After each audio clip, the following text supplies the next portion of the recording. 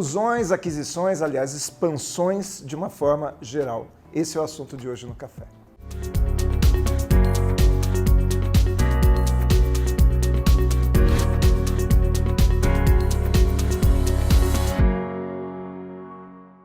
Café Corporativo, um oferecimento Cuidare.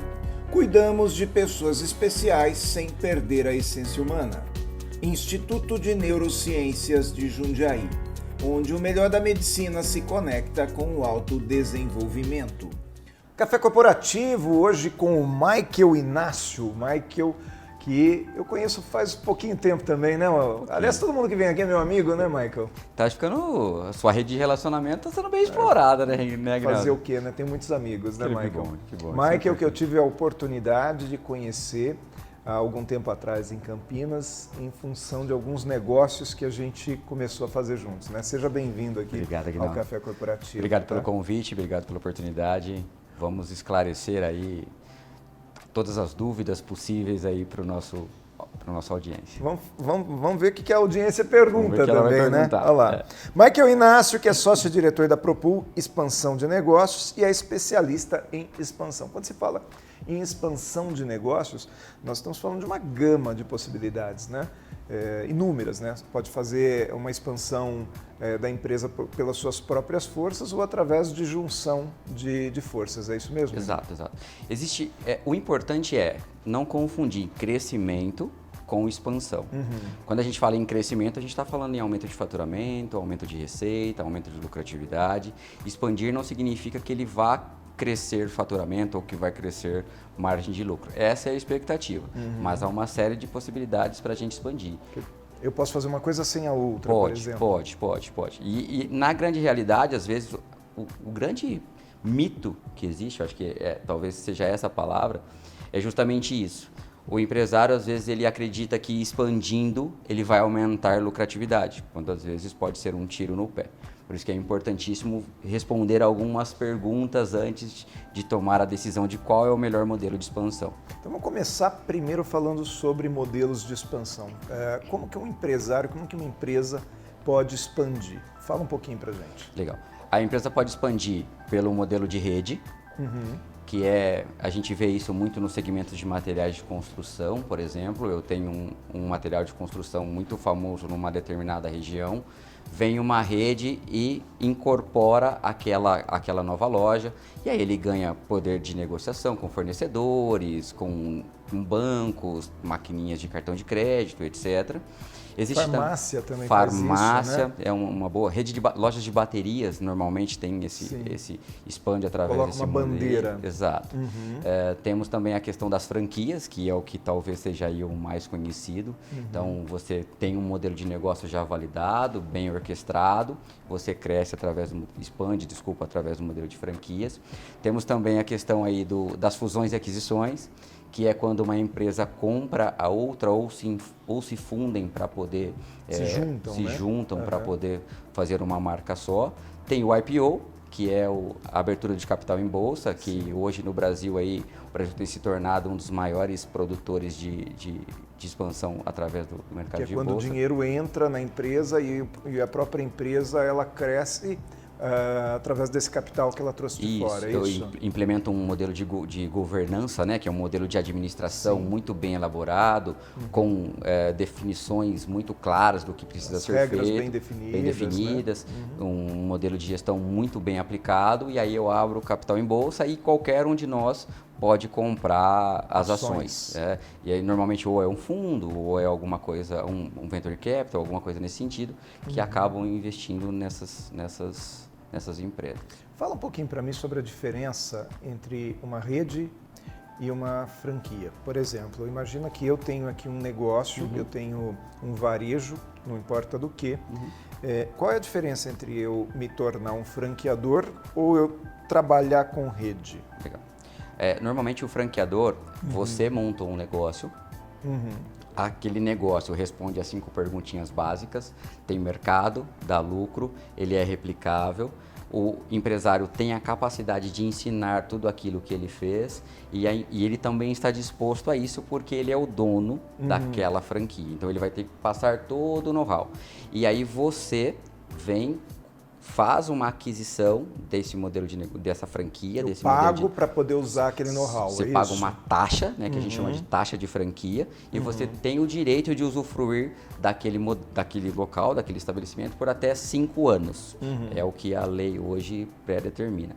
A rede, você continua sendo dono da sua loja, só que eu venho com o meu modelo, com o meu método de gestão e implemento tudo isso para você. Tem uma central, uma rede que centraliza tudo, né? Até é redundante aqui a palavra, mas ele centraliza compras, ele centraliza marketing, ele centraliza propaganda, ele centraliza administração e ele distribui aquilo para você. E aí, como você era um só e agora você compra para 30, Sim. você tem muito mais poder de negociação com o fornecedor. O consumidor tem essa possibilidade também de identificar, porque ele já vai enxergar uma marca consolidada no mercado.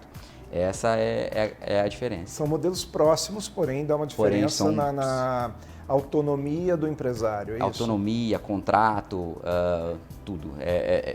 São modelos parecidos, mas bem diferentes. Perfeito, muito bom. Além, então, você falou sobre franquia, sobre rede, depois você falou a respeito de fusão e aquisição. Fala para mim a diferença entre fusão e aquisição, Michael. Legal. A fusão é quando duas empresas, do mesmo mercado, se unem para poder ganhar mais market share, mais participação mais de mercado. Exato. Existem alguns mercados, por exemplo, que a gente chama de oligopólios, que existem três bandeiras operando naquele lugar. Normalmente, aí o CAD, que é o Conselho de Administração Econômica, ele não autoriza essa junção, porque não se pode ter maior participação naquele detalhe e tudo mais. Sim. Mas vamos imaginar o seguinte cenário, eu sou um banco. Eu brigo pela mesma fatia de mercado, pela mesma persona, vamos por assim dizer, né? Pelo mesmo perfil de consumidor. E um é forte no norte do país e o outro é forte no sul. Para que a gente vai brigar? Sim. Vamos nos unir, né? E a máxima do pica-pau, né? Se você não pode com eles, se junte a eles. Junte a eles. Exatamente. E aí pode ser que se mantenha marcas ou se junte uma marca, se crie uma marca nova. Aí vai depender muito da estratégia, que é o que a gente chama de tese, da sua tese de investimento. A gente vê muitas empresas que se unem e inclusive criam uma marca nova, né? Que se juntam as duas marcas antigas. Exato. A gente lembra bem do Itaú e do Unibanco. Exato. Fez alguma coisa nesse sentido. Um caso muito legal é a Texaco e a Ipiranga. Né? A Texaco estava indo para fora, não queria mais continuar no Brasil, encontrou uma forma de se juntar ali com o Ipiranga. Aqui no sul e sudeste ficou a marca Ipiranga, no norte e nordeste do país, no centro-oeste ficou a marca Texaco. Sim. E aí a Texaco realmente que resolveu ir embora, a Ipiranga assumiu tudo. E eu acho interessante que tem algumas empresas que mantêm as duas marcas também, Exato.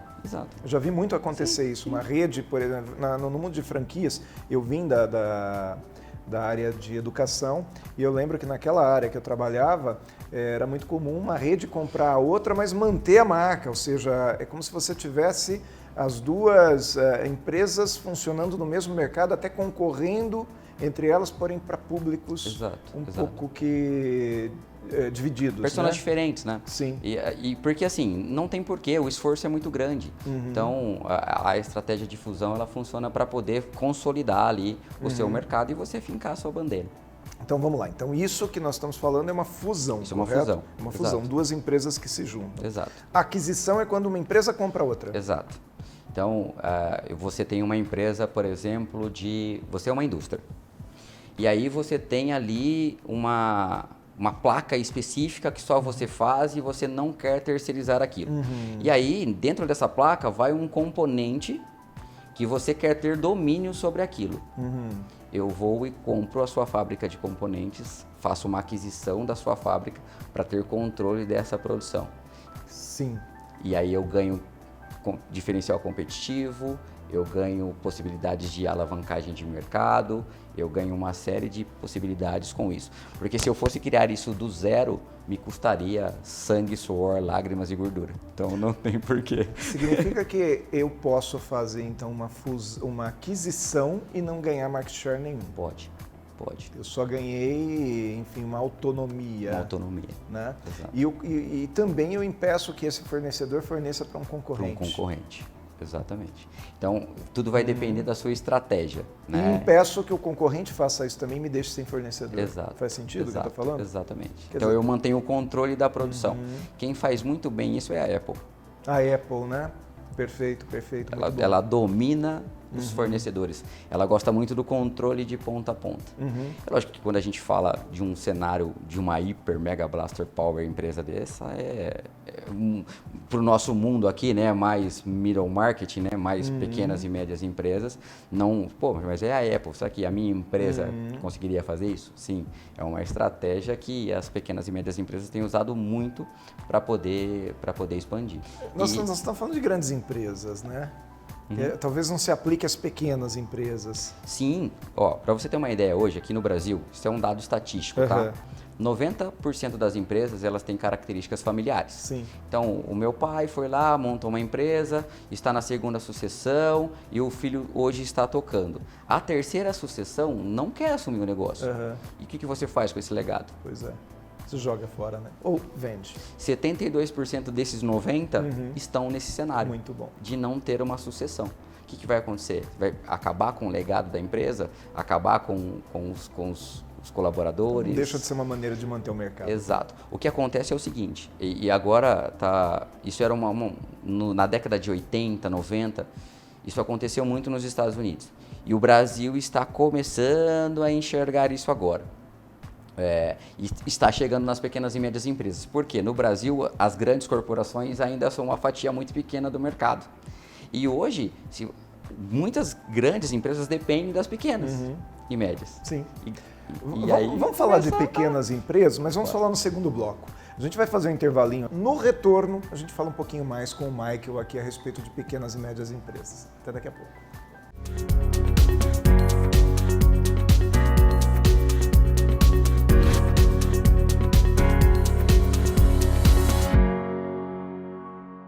Olá pessoal do Café Corporativo, tudo bem com vocês? Espero que sim. Hoje eu quero falar de um assunto um pouquinho delicado, que é quando a família recebe aquele diagnóstico pesado de demência, né? Seu familiar é portador de demência. A família, lógico, que se desestrutura totalmente e começa a buscar onde houve os primeiros sintomas, porque geralmente o diagnóstico já é numa fase um pouco mais tardia, né? Quando o idoso começa a perder a habilidade de realizar algumas funções básicas com algum eletrodoméstico, perde o senso de humor, não consegue mais interagir com a família, isso é muito difícil. E a Cuidare tem esse serviço de assistência. E ela assiste você familiar e realiza os cuidados do seu idoso para que você consiga dar o melhor suporte a ele. Espero ter ajudado de alguma maneira e até logo. Tchau, tchau.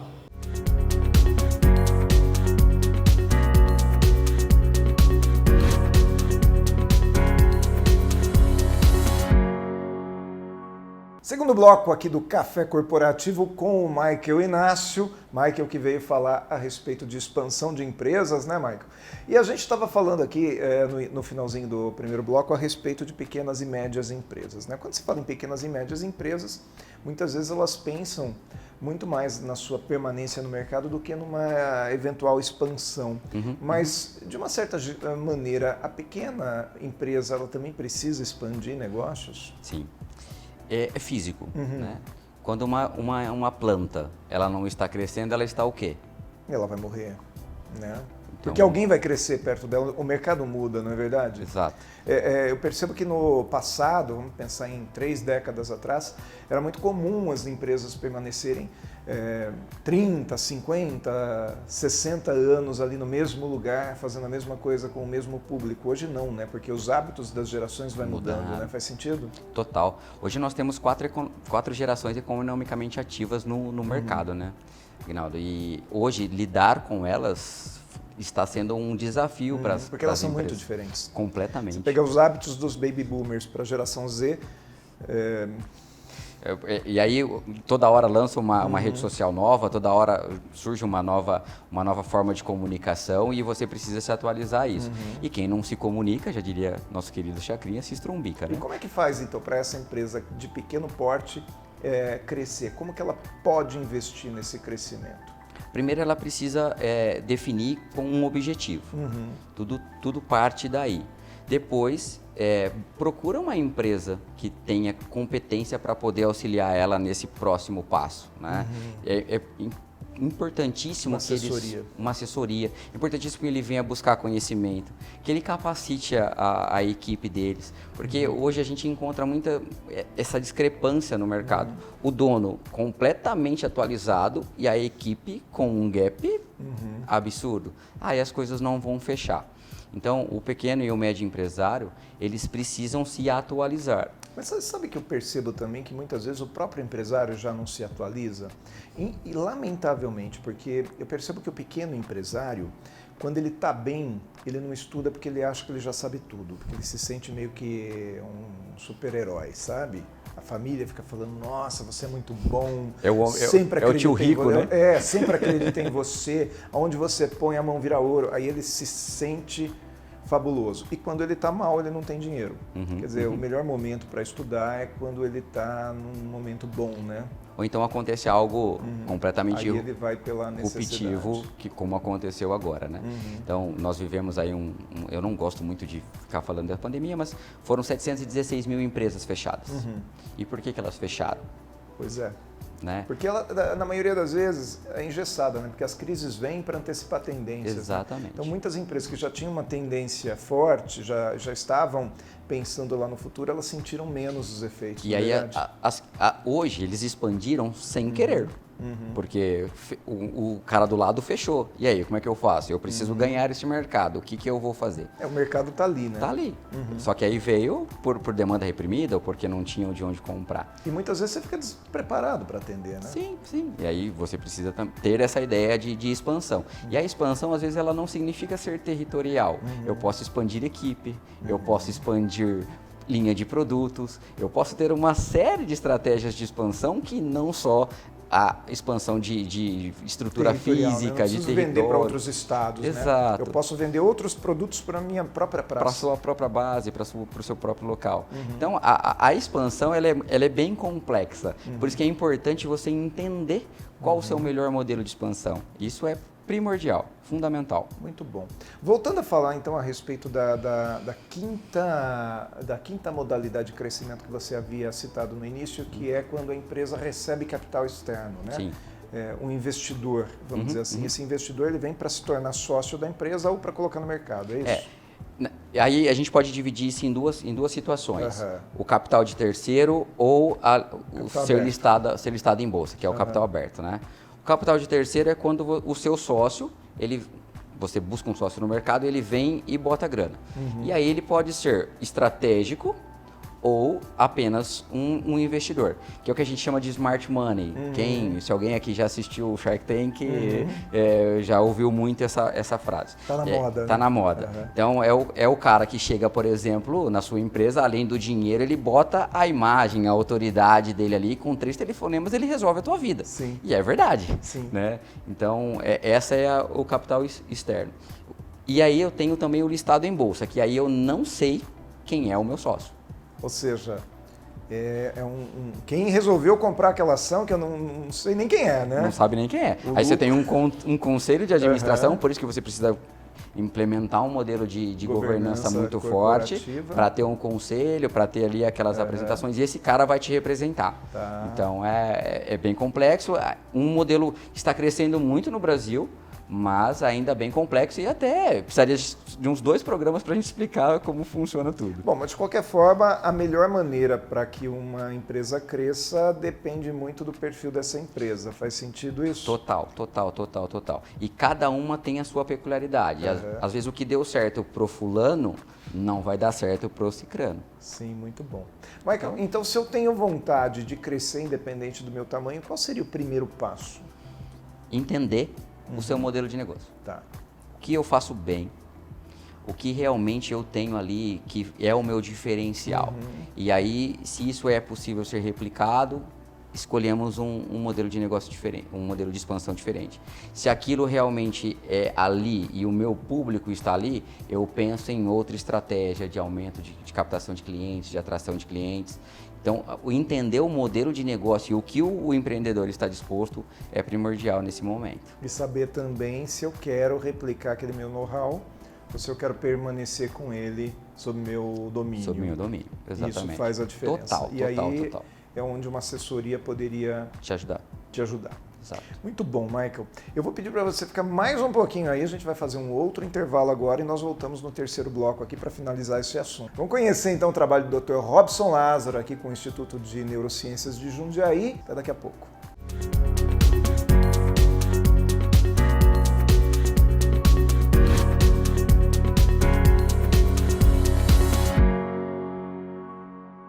Há 12 anos, o Instituto de Neurociências de Jundiaí se dedica ao atendimento de pessoas portadoras dos mais diversos problemas neurológicos. Sob direção do Dr. Robson Lázaro, estamos prontos a ajudar, traçando as melhores estratégias para a resolução das dificuldades, em especial nesse momento diferente.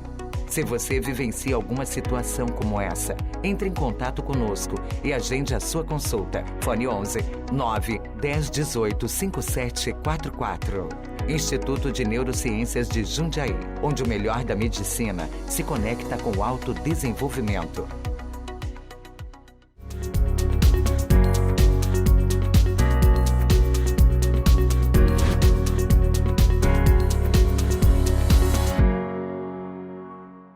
Mais cafeína aqui no nosso Café Corporativo. E hoje estamos aqui com o Michael Inácio, que é especialista em expansão. Michael, eu lembro da minha tia Dita, falecida já, né? Ela, irmã da minha mãe, e ela tinha uma frase que ela falava muito, né? Ela falava assim, quanto maior a altura, maior tombo. Eu nunca acreditei muito nessa história, né? Eu sempre fui o cara de buscar algumas alturas aí. Mas a pergunta é, por que buscar as alturas? Por que crescer? Por que expandir? Será que a Dita não tinha aí uma certa razão nessa frase dela? Eu gosto muito de uma frase do Homem-Aranha, que quando ele recebe os poderes lá, o tio Ben fala pra ele, né? Com grandes poderes vem grandes responsabilidades. E aí a gente fica se perguntando, A ignorância é uma dádiva, né? A ignorância é uma dádiva, não é verdade? Exatamente. Mas por que expandir? Ontem eu fiz uma palestra exatamente sobre isso. E eu iniciei a palestra falando, se você não está crescendo, você está morrendo. O seu porquê, tem o livro do Simon Sinek, né? Encontre o seu porquê, precisa estar dentro do seu negócio. Se você não expandi-lo, ele vai morrer. Isso é bom ou é ruim para você? Mas aí eu vou continuar aqui te provocando. Não seria o caso só de eu atualizar os meus... Eu preciso crescer de tamanho? Ou existem outras maneiras de crescimento que não seja necessariamente aquele negócio de eu me tornar uma empresa maior? Não. Você pode expandir a sua linha de produtos, mas você precisa se atualizar no mercado. Né? É clichê o que eu vou falar, mas a Kodak. Se ela tivesse ouvido as pessoas que estavam ali atrás dela, o Google, se tivesse sido comprado pelo Yahoo, seria o mesmo Google hoje? É lógico que a gente está falando de empresas megas, hipers, mas o seu negócio, ele tem um porquê de existir, tem um propósito. Esse propósito vai ser morto, simplesmente, ou apagado, simplesmente porque você não tomou uma decisão? Agora, a decisão ela precisa ser tomada. Sim. Se expando ou não expando. E está tudo bem, mas você precisa estar consciente disso. Ou seja, eu assumo as minhas responsabilidades. Exato. Ok. De qualquer maneira, ainda que eu não cresça de tamanho, eu preciso crescer nas ideias, eu preciso evoluir. Me atualizar, crescer em ferramentas. Exato. Faz sentido? Exato. Eu preciso evoluir. Eu não posso, o empresário, ele não pode ser igual ele era ontem. Que seja no pensamento, que seja na mente, que seja na forma de atender. Eu preciso evoluir, eu preciso atualizar. Ou então a gente vai morrer. O fato é que a gente existe para resolver o problema dos outros, né? Não tem outra solução. O problema das pessoas muda conforme a geração, conforme o momento, Exato. Né? Conforme a crise, correto? Exato. E aí a gente tem que estar sempre preparado para atender essa dor do outro. Exatamente. Muito bom. Michael, obrigado por ter vindo ao Café Corporativo, um prazer te receber. Eu que agradeço pelo convite, espero que tenham gostado aí do nosso bate-papo. Foi muito bom estar aqui. Muito bom, e espero que os nossos cafés não se limitem a este, né? Mas Não, que a gente possa ter muitas outras Vamos nos encontrar nas padarias de novo. Nas padarias novamente, muito bom. Café Corporativo fica por aqui, mas você continua assistindo o Café, não só aqui no canal 25 e 525 da NET, em vários horários do dia, mas também no nosso YouTube, onde nós temos mais de 200 entrevistas no nosso acervo e, obviamente, que elas podem servir como pesquisa para você, porque afinal o Café Corporativo é essa universidade em sua tela.